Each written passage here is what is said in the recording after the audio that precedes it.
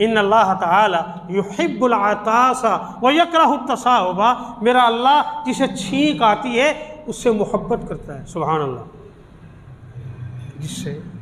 जिसे छींक आती है, हमें तो नफरत होना शुरू हो जाती है ना, हमें उससे नफरत होना शुरू हो जाती है, लेकिन मेरे अल्लाह को उससे मोहब्बत होती है। कौन से? जो कहे अल्हम्दुलिल्लाहि रब्बिल आलमीन अला मा काना, छींक आने पे जो दुआ पढ़ेगा अल्लाह उससे मोहब्बत करता है। देखिए, वह यकरहु तसाउबा, और जिसे जमाही आती है उसे नापसंद करता है।